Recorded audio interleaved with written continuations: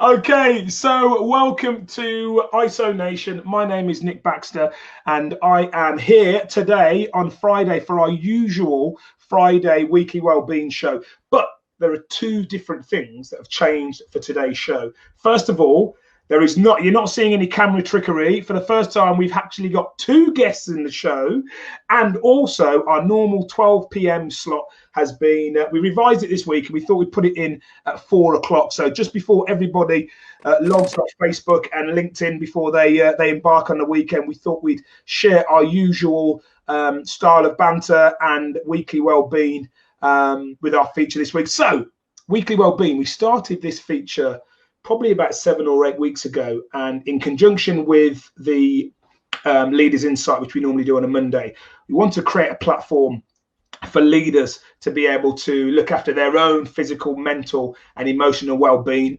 often overlooked at times of crisis. We normally become quite insular. We look after our people, we look after our team, we look after our process, we look after our cash, and often is the case, we often neglect our own well-being. So I was keen every week to make sure that we did two things.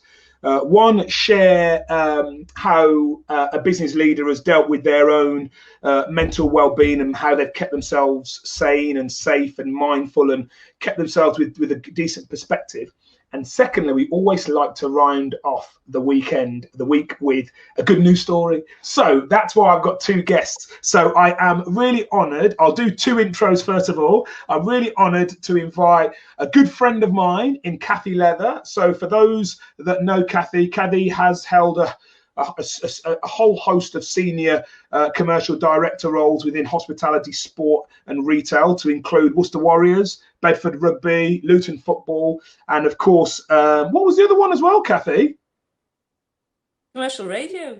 That was it, commercial radio. So really honoured to have Kathy on. She's going to be telling us a little bit more. She's the good news story for this week, and she's going to be telling us a little bit more about the marvellous Malvern makers who've been making some great PPE kit for the NHS.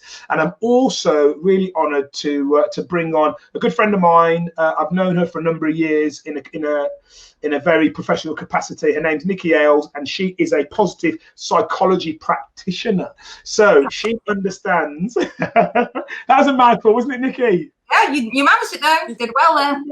And we have and one take as well. So without further ado, what I'd like to do is I'd like to bring Nikki in, if I could, to start with. Nikki, as I introduced the show, you probably know more than most the importance of leaders maintaining their mental health. So tell us a little bit about what being a positive psychology practitioner means, Nikki. Okay, so the simple way to describe kind of positive psychology is really about the science of human flourishing. So it's about understanding how we can be our best selves on an everyday basis. So in terms of all of the research, positive psychology practitioners and researchers will go out and find people who are positive outliers, who are successful in lots of areas of their life, and try and understand what is it that these people do in terms of their habits and behaviours that actually help them to be their best selves on an everyday basis and to flourish. And then we take those insights and then we can use those to help other people to adopt those same habits and behaviours and attitudes, and hopefully realise their own potential and become their best selves as well. Awesome. That's in a nutshell.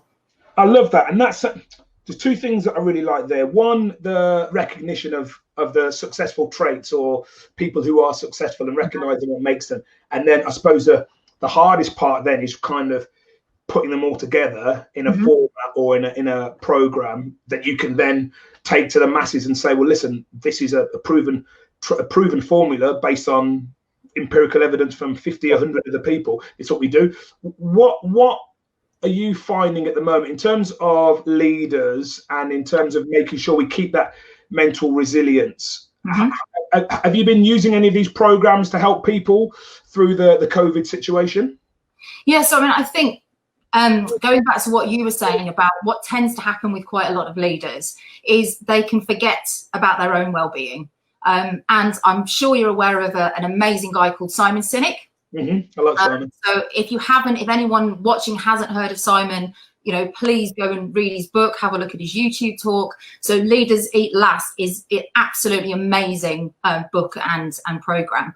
But I think what tends to happen is when you do have really great leaders, they may eat last, but they forget that they do actually have to eat. In order to be able to support the well-being of our people, we need to be looking after our own well-being. So it's a bit like, that oxygen mask on a plane analogy. We have to remember that, you've got to be supporting yourselves, because if you're on your knees, how are you going to carry on keeping the company afloat? How are you going to be looking out for those cues of, amongst your staff that perhaps they need a little bit of help or a little bit of extra support? It tends to be something quite common, especially amongst teachers, actually. So where you've got leaders who are in teaching or positions where they're responsible for the care of other people, they're quite other focused and forget to look after themselves. So some of the things that, I would definitely kind of recommend is taking time to nurture themselves and thinking about things that will work for them to put that into their day. So, that could be, I think we looked at something a couple of weeks ago with one of your guests around structuring your day and making sure that you've got, a good routine to follow, because otherwise you can get a bit lost when you're at home. But it's absolutely crucial that as part of that routine, you remember to put some things, some time in there for you. And what nurtures you is going to look different for different people, but it's absolutely vital that we remember to nourish and nurture ourselves as leaders, as well as look out for our staff.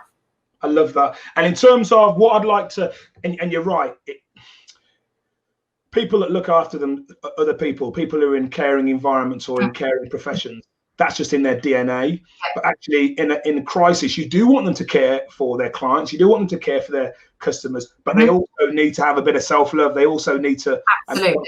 We don't always practice what we preach as leaders. We not from a negative. We do all the good stuff, but at the bits where we're more compassionate for our people, sometimes we don't show that compassion to ourselves. Absolutely. And there's a whole host of things, and from a psychology perspective, around imposter syndrome, and there's a whole issue around leaders and confidence. What would you say would be? Give me some examples of how you can nourish yourself. So one thing that I've actually been doing myself, which is one of my favorite areas to work on, is to think about strengths. So I don't know whether you've come across kind of the language of strengths and strengths-based development, but essentially the definition of a strength is something that energizes us. So it might be a talent that we have, something that we're naturally good at. And you'll know when you're using a strength because you get that real kind of I'm in the zone feeling. When you sort of feel like time has no meaning, time's flying by, you're absolutely loving what you're doing, you feel like you're on fire. That is an indication that you're using one of your kind of core strengths as an individual. And one of the things that I've been doing that I think I would definitely recommend to other people to do is to think about playing to. And what I mean by playing to your strengths is both using them in more areas of your life, but also finding new ways to use them as well. And from a research perspective, there's loads of support for the fact that if we're using our strengths on a more regular basis, we're happier, we're more productive at work, we're more confident, we're better leaders, a whole host of, positive outcomes. And all we're doing is just doing something that we're naturally good at more often, or finding more ways to use those. So for me, a couple of my top strengths, one is about learning. So I've got a kind of real passion for learning. So one of the things that I've invested in for me is I've actually started to do an online mindfulness teacher training program on lockdown, which has been fantastic for me. And the second thing, I've also got another strength, which is around appreciation of nature. So I've been investing a lot of time in my garden, which I know by the number of people who've been in garden centres and doing that. I'm not the only person that's been doing that, but I've been doing, I've been starting to grow vegetables. I've got cucumbers, courgettes, tomatoes. I've grown some rocket. So I'm engaging kind of with nature, which is getting me in touch with one of my core strengths. So those strengths are going to be different for everybody, but definitely that is going to be nurturing and kind of promoting of well-being if you can find ways to do that and to kind of re-engage with perhaps old strengths that you've forgotten you had. I love, you know what, I think it's so nice that we've got a psychology practitioner on the show, because of the first 6 or 7 shows, we've just had business leaders, and there's no difference between the two, but the real difference is that actually what people have been doing is what you've been saying. So before I come to that, I'm just going to say some big highs to everyone. Hi, Rachel. Hi, Mark. Hi, Christian. Hi, Bethany. Hi, Gemma. Gemma's just put, love that way of thinking, sign me up, Nikki. Okay, so you might have a customer there. And we've got, and Rebecca Fall Taylor has said hi, Kathy. So if you've got anyone that's out there, if you've got any questions, please feel free to pop them over. Myself, Kathy, or Nikki will endeavour to answer those. What I want to do, Nikki, is to go back to your point around doing something. There's 2 things you talked about. One, which is your strength. Yeah. And the other thing is about doing something you're passionate about. Yeah. So for example, one of my strengths is training. You can see it in the background here. This is my gym. So this is where I keep myself sane. This is the best thing for my mental health. I'm almost indoctrinated from pro rugby, like from a military perspective of training really helps. So whenever I've got an issue, I train it out. Whenever I'm feeling like I need to do some thinking, I train it out.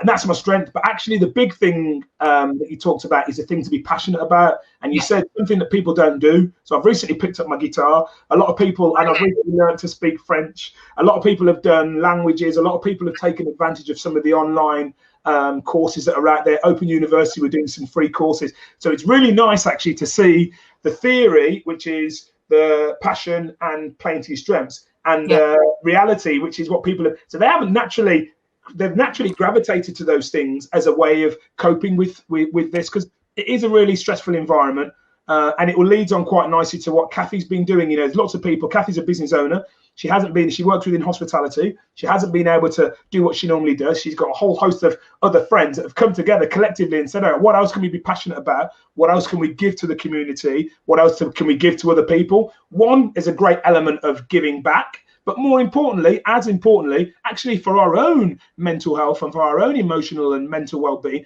it's good to have some purpose. And I think when we go through something like this, we think we're not putting money on the board, or we're not having the same levels of revenue, then we're less of a person, or we're less impactful, or we're less important. Actually, there's other ways of fulfilling that self-confidence that just gives people that feeling of, well, you know what, actually it's been, whilst we haven't done any business, it's been really good to do this. So thank you for that, Nikki. And I think it leads on quite naturally to Kathy. Now we had some IT issues earlier, so hopefully Kathy will be able to get through the interview. First of all, thank you for joining.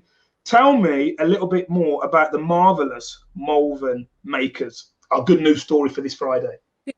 It's actually been fascinating listening to everything, because you kind of do a lot of that stuff naturally by default and don't realize it. Because the one thing you can see with the marvelous Malvern makers, quite a mouthful, and it was a group that was formed similar to Scrubs really, but what we wanted to do was to have a more smaller, compact group. And a friend of mine, Mandy Bradley, chatted to me about it and said, would I be keen to come and help? And another friend, Deb Holt. So the 3 of us kind of have got different strengths in a way.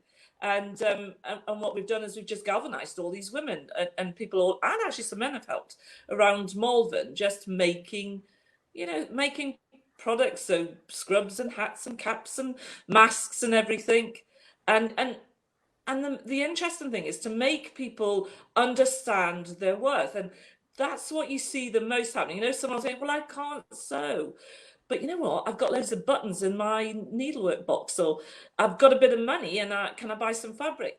And some people just can't do anything other than go, wow, this is great, because they're shielding or they're not allowed out. But you know what? It's important as, friends and colleagues and neighbours that we make everybody appreciate that even if you can't do anything because of your circumstances, just staying at home and doing the right thing is vitally important. And actually, sometimes we forget to tell people that. And what we found is that there are so many people, that are on their own, and they've been used to being on their own for a long time. But actually, what this has done is just filled another gap. It's given them a bit of more social interaction with people by going on Facebook, by doing the messenger thing, by picking up the phone, or just, you know, standing at a doorstep, handing over things, keeping the right distance. I love it. Do you know what? It's done so many more things than just the filling the gap for the people, you know, in the NHS that maybe don't fall under the COVID-19 category because they maybe work on oncology, or they maybe work with pediatrics, but, you know, they're just as important because they need this stuff as well. But there's, you know, a limit to amount of products. So I think what we've done is help bridge that gap. And it's just been great to see how a community will pull together, but never really see each other, actually, other than on, you know, an iPad, a mobile phone. And you can imagine, I can see it already, when this is at a point where we can all meet up together, you're going to have a different relationship certainly in Malvern. You know, it's quite a close little county anyway. Yeah, but this is going to be different when we come out of this. Well, you know I've what? met so many... Go on, say that. Sorry, I interrupted. So many, or got in touch with so many people now through the group that probably would never have came on my radar. And it does make you happy, you know, when you can say that the smallest of thing that will make a difference to someone. And you kind of think you're out the practice of doing that, because some people, like you say, just do it naturally. I think I always see the good in people, and I always get concerned because sometimes I can come across as confident, but actually I'm not. I'm quite a quiet, shy person. And I think it's important to make somebody see whatever the thing that they're doing, the importance of it. It's all about, you know, there is no I in team, and it's the whole thing that makes the whole, you know, wheel turn round. And it's amazing. First of all, Rebecca's just put on one of the comments, she loves seeing the MMMs on Facebook. I saw it and I was absolutely blown away. And I didn't know what had happened. I saw you in scrubs, then I saw you with a hat, then I saw you with a mask, and then I saw loads of fabric. And I figured, well, these guys must be making stuff. There's a couple of points you mentioned, which will be a great way to sign the weekend off. People that are alone, that live alone or are alone, it's not so bad normally, because normally they can go to a weekly group, they can go to the village hall, they can have a coffee catch up with somebody, they can go shopping, they can go to these things have been taken away from us. So the isolation has really played, and I think that's the bit that affects people's mental health, because as human beings, we like to connect, as human beings, we like to interact with each other. And I think the lockdown has been really tough, and it's been really tough for people who've either been either single or away from family. It's all right when you're in a house. As much as I'd love to strangle my kids, and my missus would love to strangle me through lockdown, at least we're together as a unit. I'm surprised none of them have run down, actually. I have locked the door to the cellar. But I'm surprised that what surprised me is this sense of union. So the other thing you mentioned there is a sense of community. And the one thing we always round our Leaders Insight interview on a Monday with is, what's a good thing to come out of it? Now, we always say we never like to belittle the loss of life and the impact it's had on businesses and people's livelihoods, but there has been a renewed sense of community. There has genuinely been a renewed global sense of coming together and looking out for each other. And I think if we can hold on to that, because it's so easy when we get technology back and we've got access to do what we want and we've got mobility, there's one thing I hope we don't lose, is that. So what I want to do is I want to say a massive thank you to Nikki. If anybody wants to see Nikki's on LinkedIn, Nikki Ayles on LinkedIn. You can find out a little bit more about her positive psychology programs. And Kathy Leather, as soon as we're back in, there's going to be an almighty party at the Copper Beach House Hotel in Malvern, which is featured actually. You won 4 in a bed as well, didn't you? On the Channel 4 series. So, and to Rob Sigley, who said, have I borrowed this top because it looks a bit too tight? That's just my lockdown weight. So thanks for making me conscious about that, Rob. I might have to get on the Peloton afterwards. Guys, thank you very much for some really great insight, to share a really great good news story as well, Kathy. Have a fantastic weekend all, and a big sign off from myself, Nick Baxter, and IsoNation. Cheers, guys. Thanks, Nick. Thanks, everyone.